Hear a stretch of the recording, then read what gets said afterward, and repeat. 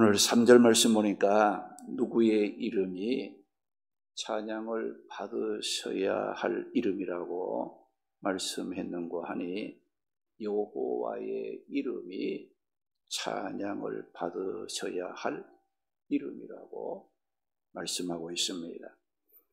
그러면 이 여호와의 이름이 찬양을 받으셔야 할 이름이라고 했다면 하나님의 은혜로 구원받은 우리 모든 성도들은 언제나 하나님을 찬양하는 삶을 살아야 한다는 말입니다. 그러면 하나님을 어떻게 찬양하라고 했는가? 2절 말씀 보니까 시간적으로는 이제부터 영원까지 하나님을 찬양하라고 했고, 또 3절에 보게 되면 이 장소, 공간적으로 볼 때는 해 돋는 데서부터 해 지는 데까지 하나님을 찬양하라고 말씀을 했습니다. 그런데 우리는 하나님을 찬양해야 될 시간에, 하나님을 찬양해야 될 장소에서 하나님을 찬양하지 못하고 하나님을 오히려 원망하고 불평하는 그런 일은 하고 있지 않았는가?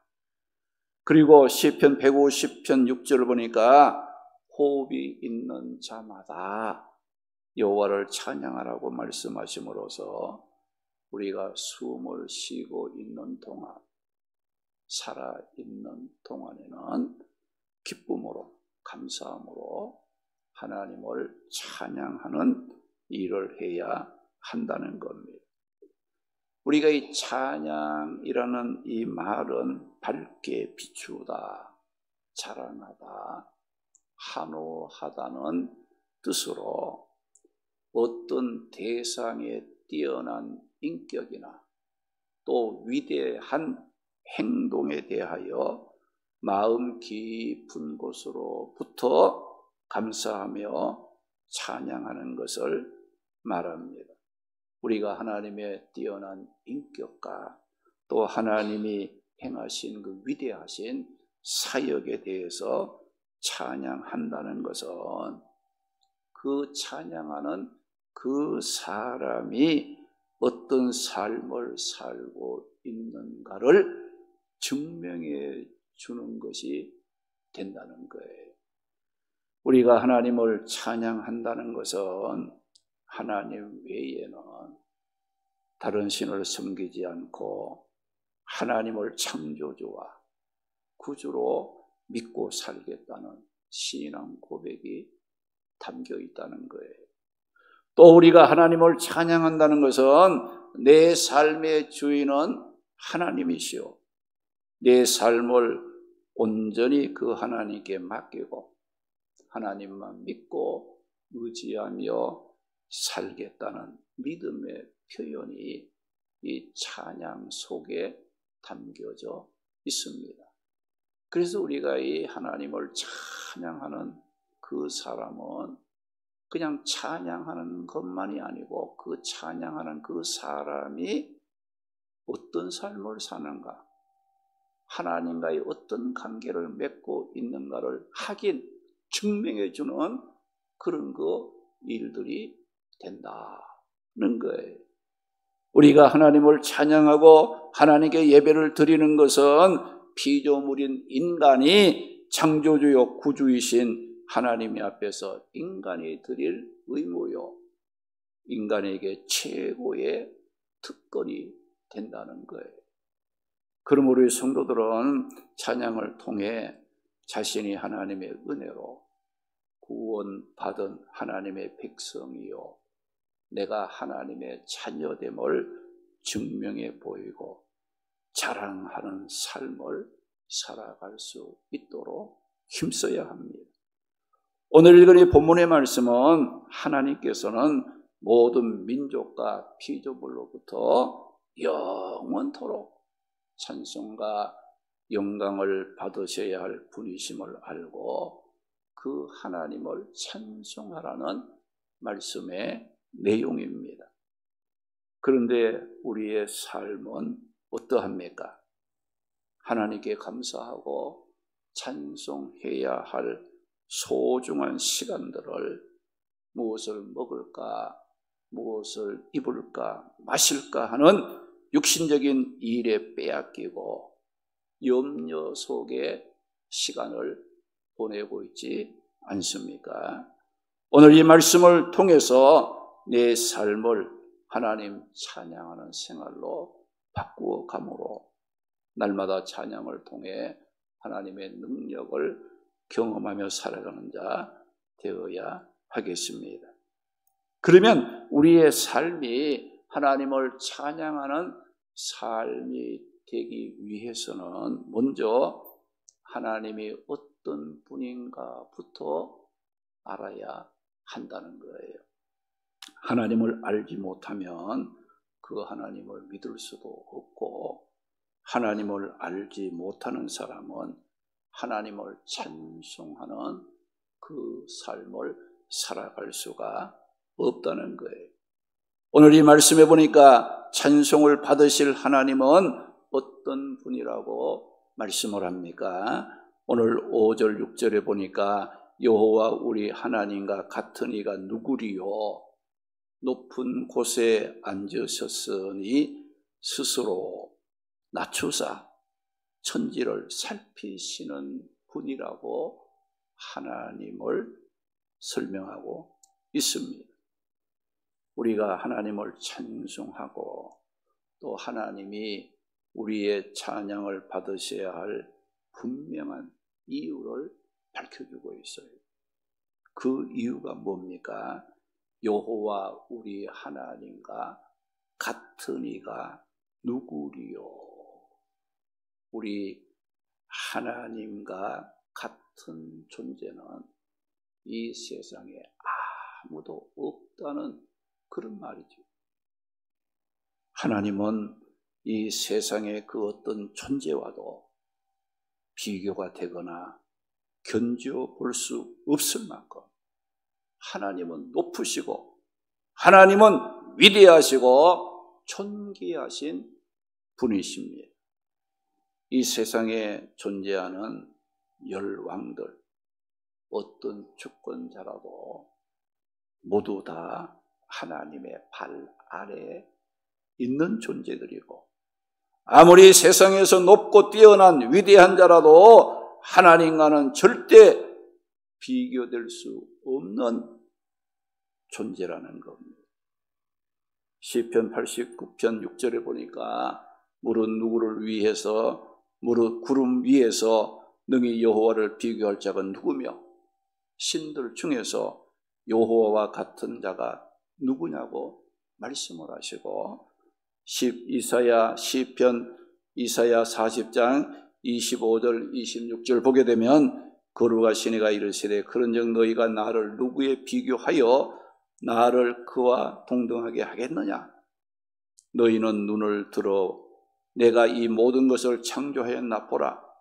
주께서 그 수요대로 만상을 이끌어내시고 그 모든 이름을 부르시나니 그의 권세가 크고 그의 능력이 강하심으로 하나도 빠짐이 없으시다고 말씀을 하심으로써 아무리 이 세상에서 위대하고 뛰어난다 할지라도 여호와 하나님과 비교 대상이 될 만한 존재는 아무도 없다는 거예요.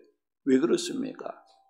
하나님은 만물과 인간을 창조하신 창조주요, 또 창조하신 모든 만유를 다스리시고 인간의 생사복을 주관하시는 주권자이시기 때문에 여호와 하나님은 마땅히 찬양을 받으셔야 한다는 겁니다. 오늘 이 말씀의 시인이 우리 하나님과 같은 이가 누구냐고 질문을 하게 된 이유가 있어요. 그것은 당시 고대 근동 지역에 살고 있었던 여러 민족들에게는 각각 섬기는 신들이 있었을 뿐만 아니라 자기들이 섬기는 신들이 가장 위대한 신이라고 자랑을 하고 주장을 했습니다. 그래서 오늘 말씀의 시인은 그들의 주장에 강력한 의의를 제기하면서 어떤 신도 어떤 권세도 여호와 하나님과 같은 이가 누구냐? 여호와 하나님과 같은 신은 없다고 강하게 의의를 제기했던 겁니다. 사실 이 세상 사람들이 위대하다고 섬기며 신이라고 하는 그 존재를 보게 되면 다 우상에 불과한 것입니다. 우상은 어떤 존재라고 성경이 말씀합니까? 시편 115편 4절에서 8절을 보게 되면 우상들은 은금이요 사람이 손으로 만든 것이라고 했어요. 입이 있어도 말 못하고 눈이 있어도 보지 못하고 귀가 있어도 듣지 못하고 코가 있어도 냄새를 맡지 못하고 손이 있어도 만지지 못하고 발이 있지만은 걷지 못하고 목구멍이 있어도 작은 소리 하나도 내지 못하는 존재가 우상이라고 말씀했어요. 그리고 그런 우상을 만드는 자들이나 그 우상을 섬기는 자들은 다 우상과 같은 불행한 존재가 될 것이라고 말씀을 했어요. 시편 115편 9절에 보게 되면 이스라엘아 여호와를 의지하라. 그는 너희의 도움이시요 너희의 방패라고 말씀을 했습니다. 사랑하는 성도 여러분, 우리가 우상을 신으로 섬기지 않고 우주 만물을 창조하시고 섭리하시고 다스리는 주권자 되시는 여호와 하나님을 믿고 그 하나님으로 말미암아 우리가 구원을 받아 하나님의 백성이 되고 하나님의 자녀가 된 것을 항상 감사하면서 그 하나님을 찬송하며 살아가시기 바랍니다.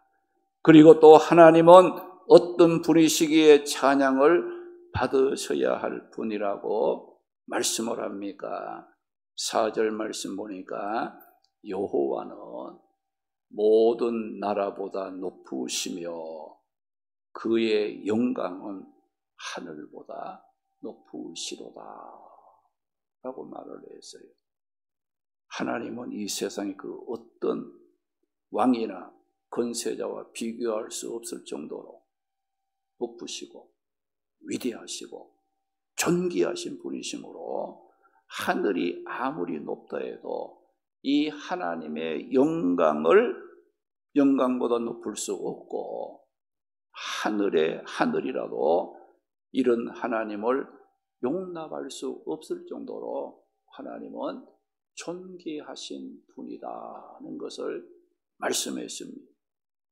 그런데 이렇게 높고 위대하시고 존귀하신 하나님께서 어떤 일을 하셨다고 말씀합니까? 6절에 보게 되면 스스로 낮추사 천지를 살피시는 일을 하셨다고 거기에 말씀을 했어요.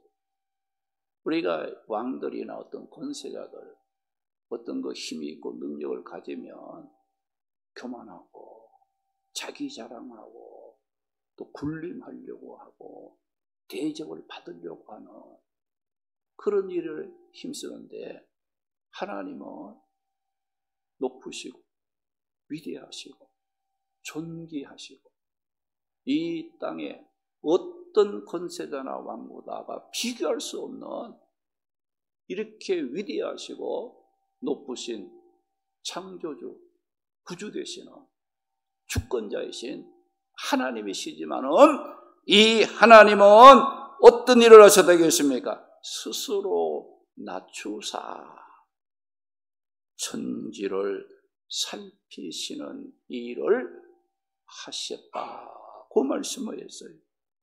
하나님은 창조주로서 높은 곳에서 영광을 받으시면서 모든 것 위에 군림하실 분이셨지만은 하나님께서는 스스로 자신을 낮추사 친히 이 세상에 내려오셔서 천지를 살피시고 비천한 인간들을 돌보시고 은혜 베풀어 주시는 일들을 하셨다는 겁니다. 특별히 예수 그리스도의 성육신은 스스로 자신을 낮추시고 비천한 우리를 사랑하신 창조주 만왕의 왕이신 하나님의 겸손하신 모습의 극치를 예수님의 그 육신을 입고 이 땅에 탄생하신 그 속에서 우리가 발견할 수가 있다는 겁니다. 오늘 보면 7절 8절 말씀에 보면 가난한 자를 먼지 더미에서 일으키시며 궁핍한 자를 거름더미에서 들어 세우심으로 백성들의 지도자들과 함께 할 수 있도록 세워주시는 일을 하나님이 하신다고 했어요.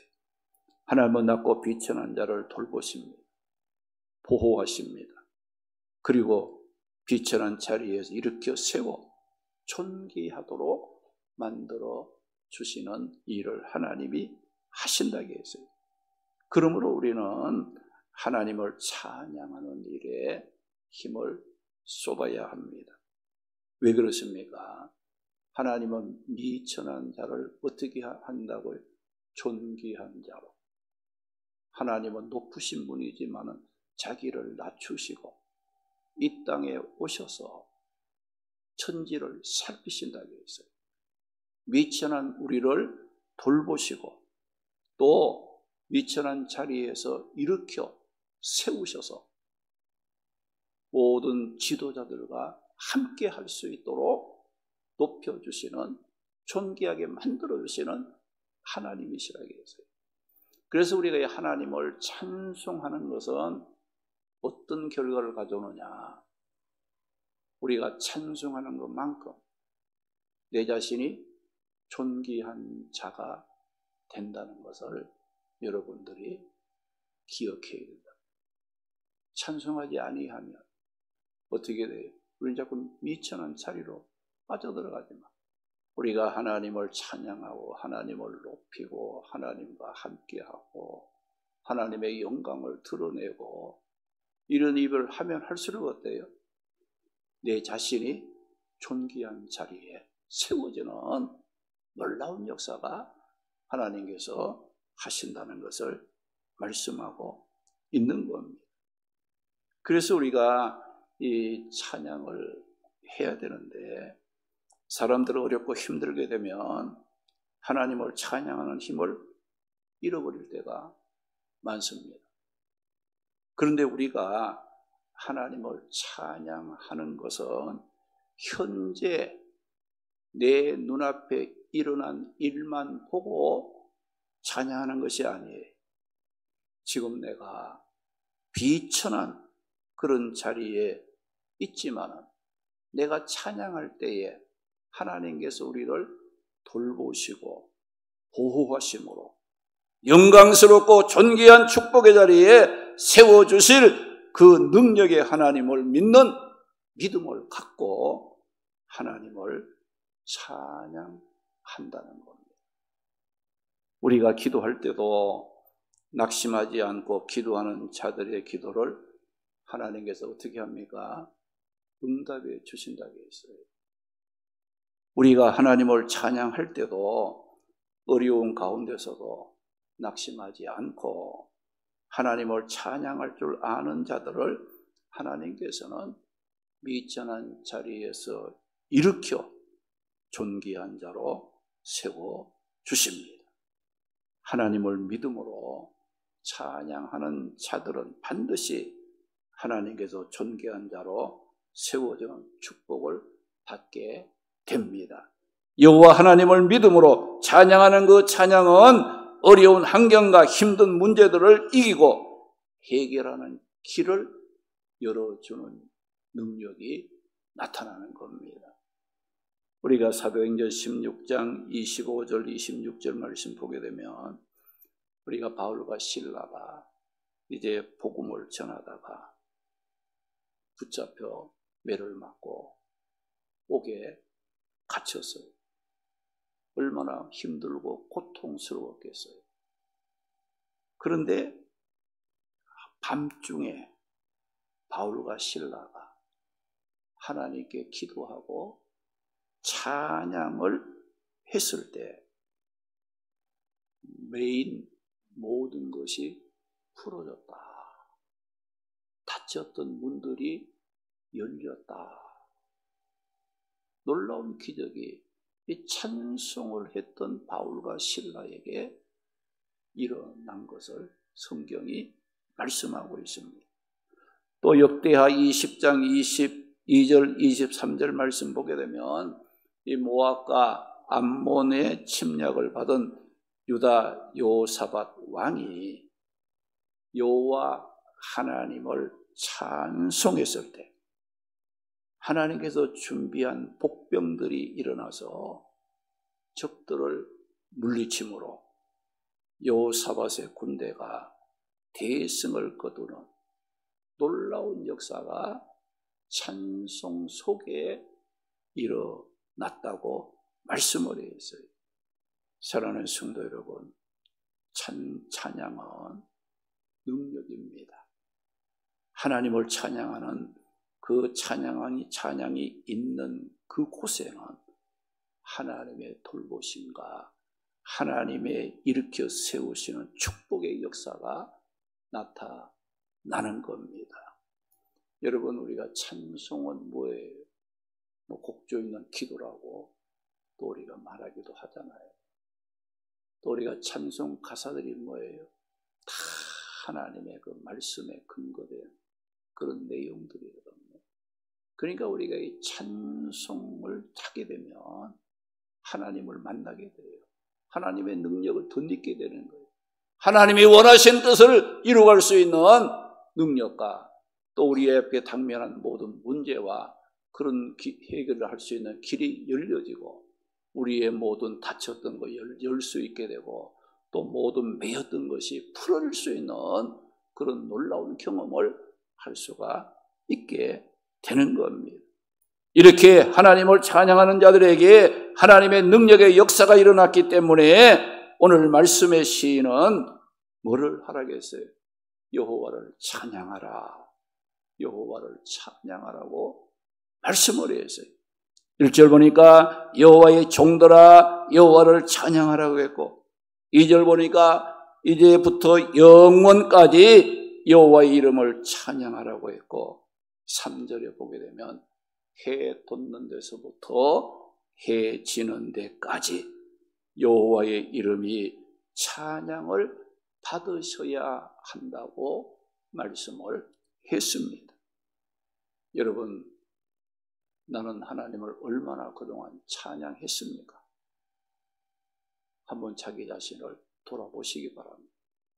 여러분, 찬양한 만큼 능력 있는 신앙생활을 했을 것이고 찬양하지 못한 만큼 나는 약한 믿음의 길을 걸어온 것이 아닌가 한번 생각해보세요. 찬양 속에 말씀이고 찬양 속에 기도가 있고 찬양 속에 하나님의 역사하시는 능력이 있기 때문에 여러분들 찬양한다는 거, 또 기도한다는 거, 말씀을 묵상한다는 거 다 이게 하나로 묶여져 있다는 거, 이걸 여러분들이 기억하셔야 돼요.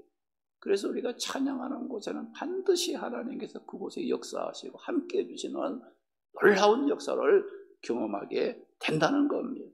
시편 135편 3절에 보게 되면 여호와를 찬양하라. 여호와는 선하시며 그의 이름이 아름다우니 그의 이름을 찬양하라고 말씀을 했습니다. 우리 모두 하나님은 높고 위대하시고 존귀하신 창조주요 만물을 다스리는 주권자이시지만 그러나 스스로 자신을 낮추어 비천한 우리를 돌보심으로 구원의 기쁨을 주시고 우리를 존귀한 자로 세우시는 이 하나님을 마음껏 찬양함으로 날마다 하나님의 능력을 경험함으로 승리하고 복된 삶을 살아가는 성도들이 되시기를 주님의 이름으로 축원합니다. 기도드립니다.